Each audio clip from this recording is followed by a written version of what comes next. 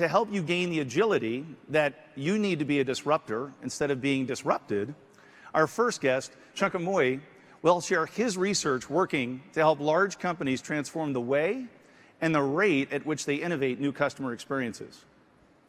Chunka is a best-selling author who's published a number of popular books on business and technology strategy. So ladies and gentlemen, please welcome Chunka Moy. Thanks, Chunka. Thanks, Derek. All right, I want to start with a question. Raise your hands if you've checked your phone in the last 10 minutes. Keep your hands up. Keep your hands up. For the rest of you, who among you have raised your phones in the last 20, or checked your phones in the last 20 minutes? In the last 30 minutes? Now look around. Look around. This is an illustration of the challenge and opportunity you have. Please put your hands down. I'll explain. Did you know that Americans check their phones 8 billion times a day? 8 billion times a day. On average, 46 times per person. And that's going up. That's up 40% from last year. And young millennials check their phones 74 times a day. 74 times a day. And as a consequence, your companies, your competitors, all companies are grappling with a massive shift in terms of customer expectations and customer behavior towards a mobile-first strategy. That's the technical challenge in front of you. How do you adopt that new technology? How do you incorporate it into your infrastructure, your systems? But the bigger challenge is the business innovation challenge. How do you develop the capabilities, the innovative business models that take advantage of those new capabilities? How do you innovate? Now, we know innovation is hard. History is littered with companies that were once successful but failed because they failed to innovate. Innovation is hard. But therein lies the opportunity, because the companies that do innovate will be the companies that capture the markets of the future. So this question of business innovation, technology-enabled strategy, and how large companies take advantage of new capabilities is really the central issue I've been grappling with my entire career. My experience has been captured in these 3 books. I've worked with hundreds of companies on their innovation strategies and researched thousands more. So what I want to do this morning is to draw from that experience and offer you 5 lessons. 5 lessons to help to provoke your thinking and to help you stress test the innovation strategies that your companies are undertaking. To help you provoke your own thinking and to help you stress test the innovation strategies that your companies are pursuing. So the first lesson is that you have to embrace the gap. This is the gap I'm talking about. All companies have a tendency to want to change incrementally. It's human nature. We're optimized around the people that we have, the expertise that we have, the customer experiences that we serve, the products that we have, the business models that we have. It's human nature not to want to change too quickly, because that is what's been working. But what happens at the same time is that technology increases exponentially. That's also a fact. So as companies want to change incrementally and technology increases exponentially, a gap appears. And since markets abhor vacuums, those gaps are inevitably filled with new products, new goods, new services that create new categories and disrupt pre-existing ones. That's the gap that we all face because of these technologies in front of us. So this desire to be incremental is why Kodak, which literally invented the digital camera, spent the first 25 years after that invention focusing on strategies that use digital to sell more film, paper, and chemicals, because that was the business it was in. It's not that it ignored the technology, but it used that technology, wanted to use that technology to make faster, better, cheaper versions of itself, to improve its existing processes and stick with its existing business models. That incrementalism is why Borders, when it was confronted with the web and the online channel, thought of it as nothing more than another way of serving its customers. It was so incremental to Borders that it outsourced the online channel at first to Amazon, while it continued to build more stores. Right? So there's a whole slew of companies, Kodak, Blockbuster, Borders, and many others, that did a good job with incremental innovation, that used new technologies for incremental innovation, but were bankrupted by technologies that embraced the gap better and used those same technologies for killer apps, for new applications, for new business models.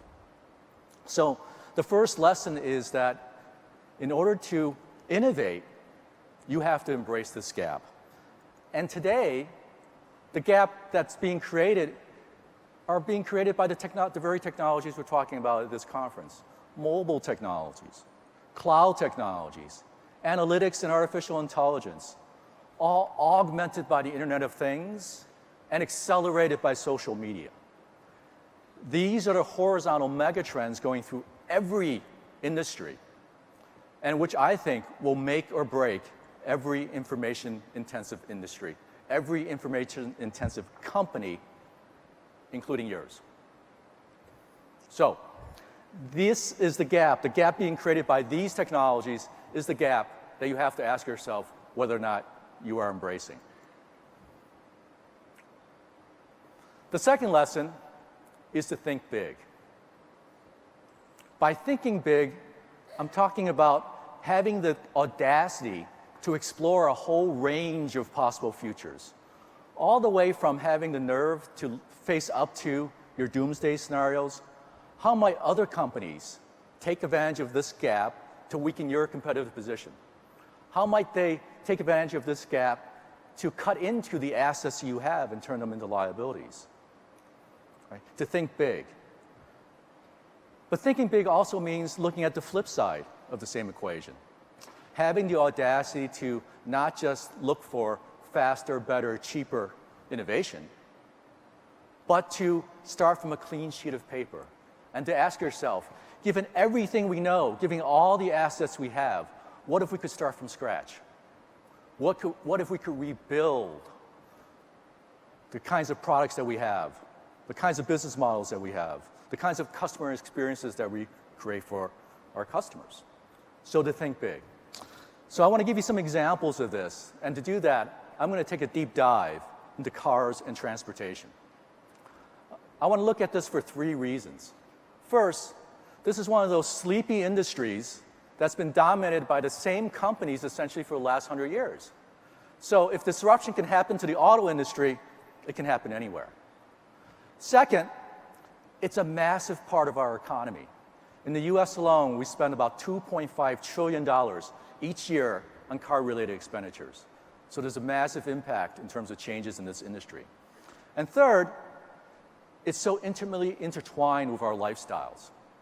Right? I think it's a industry that from a customer standpoint, we can all relate to. So let me take a deep dive into this. So one of the things you can do when you're thinking big is you can reimagine the customer experience. How do you take these new technologies and create a whole new kind of experience for your customers? And one category that's quickly appearing is mobility services.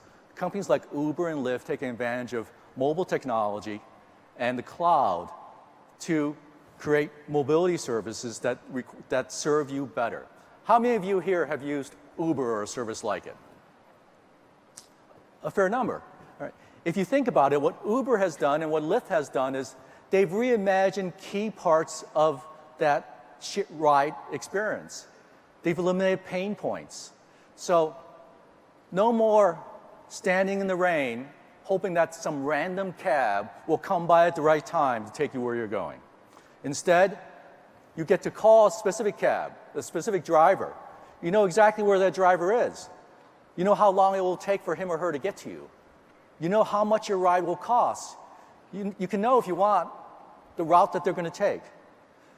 You've replaced randomness with predictability. You've also eliminated the need for separate complex transactions.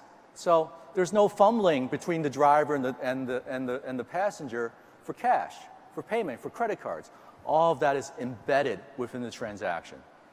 So they've taken these relatively straightforward technologies and created a powerful category by simply reimagining the customer experience. Reimagining the customer experience. Now, there are a lot of experiences with cars that are much worse than waiting for a cab in the rain. Each year in the US, there are more than 6 million accidents involving 10 million cars, more than 30,000 people killed, more than 2 million people injured. That's just in the US. Worldwide, there are 1.2 million people killed each year in vehicular accidents and more than 50 million injured. And there's tremendous economic costs to that human suffering. In the US alone, the Department of Transportation estimates the direct cost is $242 billion each year due to car accidents. If you factor in productivity loss, quality of life, that number jumps to over $800 billion a year. And the sad part about it is that 93% of those car accidents are due to human error. Thought about it another way, 93% of those car accidents are due to the poor interaction between our customers and the products that we give to them. Poor interaction between our customers and the products that we give to them. So that's why there's a global race right now. Companies all over the world taking advantage of the technologies that we talked about. Analytics, artificial intelligence, Internet of Things, cloud computing, to build semi-autonomous and autonomous cars, driverless cars. Right? To take away the pain of that bad customer interaction. And it's all happening really fast. Volvo has promised that by the year 2020, no one will die in their cars. No one will die in their cars. That's their vision. Elon Musk said recently that he believes in 2 years, Tesla cars will drive themselves.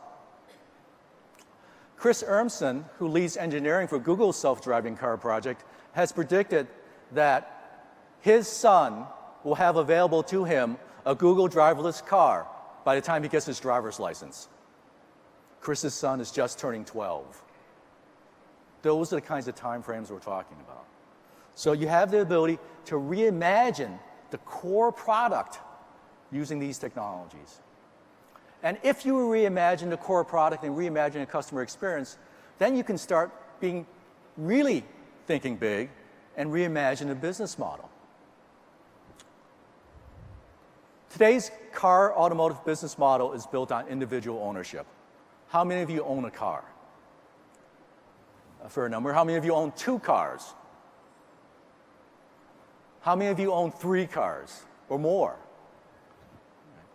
What if I said to you, instead of buying that second car or third car, you could get an Uber or Uber-like service available to you, 15-minute response time, point to point wherever you wanted to go, for 20% of the cost of owning a car. 20% of the cost of owning a car. Might you not buy that second car? Might you not buy that third car? Might you not buy a car at all? I mean, there are reasons to have cars, but they're not necessarily reasons to have as many cars as our own, because the fact of the matter is cars are the second largest investment that we typically make. A huge upfront cost. There's maintenance, there's licensing, you have to buy insurance, and it's parked 95% of the time. 95% of the time on average.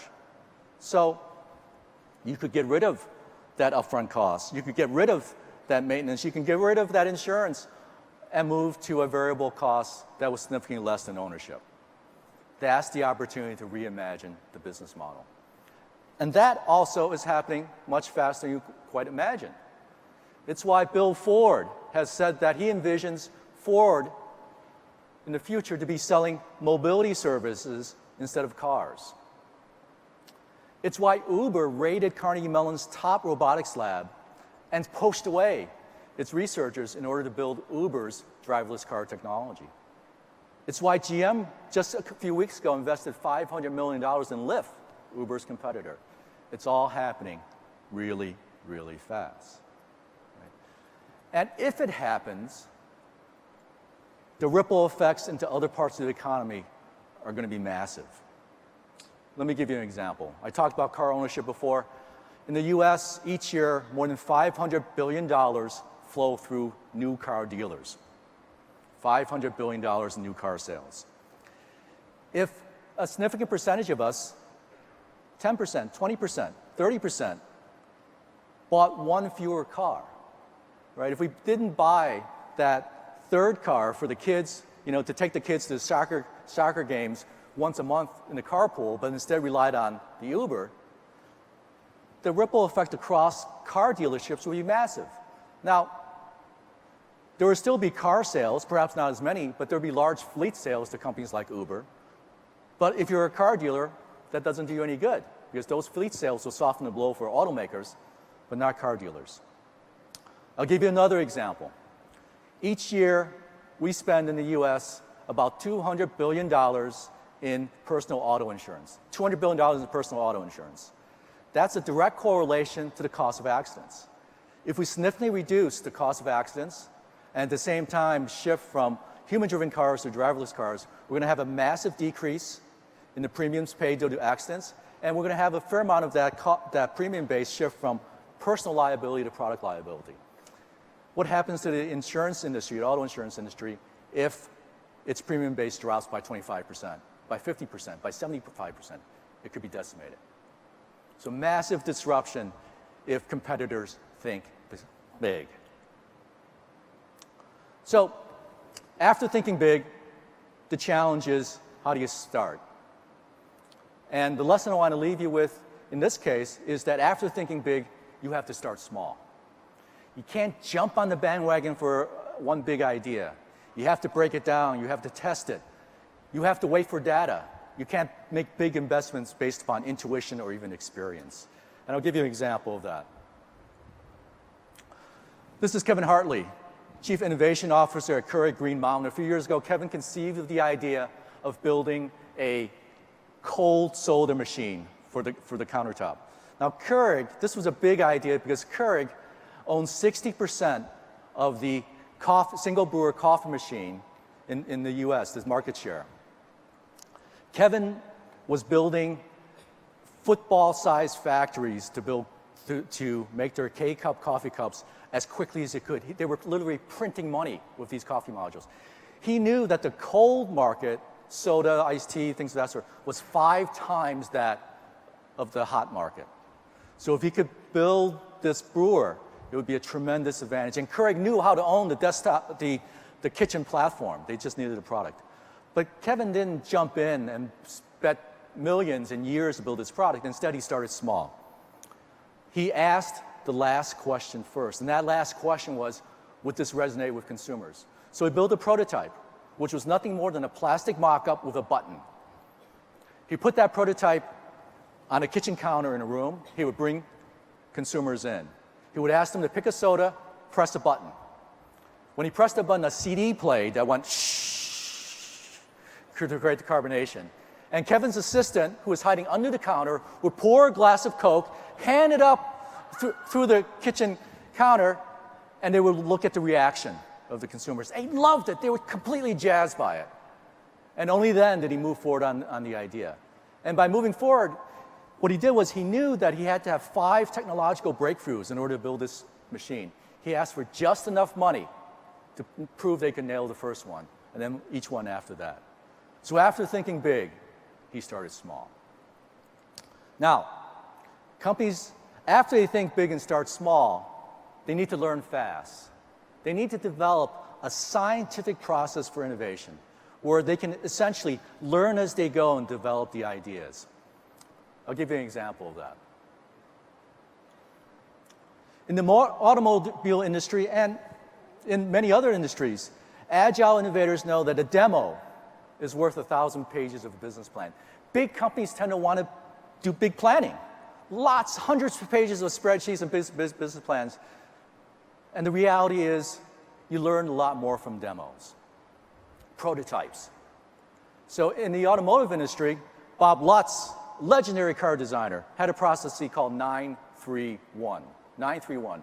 New concept car, he would send off 3 teams to each build 3 concepts. Each concept was sketches, small models. It was quick, creative, inexpensive. Lutz and his top people would then go to each team and pick one of the models, one of the concepts, and they would build that out further, developing further bigger models, starting to do some market research, and then leading to finally picking the one car to move forward. Thinking big, but starting small and learning fast. After you think big, start small, and learn fast, the last lesson I have for you is this.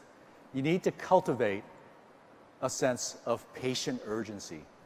What I mean by that is that any disruptive innovation hinges on a lot of unknowns. You won't be able to lay out the perfect timeline, the perfect budget. Right? Patient urgency is about having the foresight to work on big ideas, the agility to develop them as they go, and to wait for the right moment, and then the execution capabilities to strike when the moment is right. Patient urgency. I'll give you one final example of that. So James Dyson, developer of the Cyclone vacuum, 5,127 iterations before he got to a manufacturable concept. He worked for decades before he built this product that eventually captured massive market share, over 50% market share in the UK, and generated billions of dollars in sales. Billions of hours in sales. That is patient urgency. So to summarize, 5 lessons. First, are you embracing the gap? Are you embracing the gap? After you embrace gap, are you thinking big? And then starting small. And then do you have the institutional discipline, scientific process for learning fast? And are you cultivating a sense of patient urgency inside your organizations? Because if you do that, then you have the opportunity to outthink limits. You have the opportunity to reimagine products, to reimagine business models, and to reimagine customer experiences, and therefore the opportunity to capture the markets of the future. Thank you.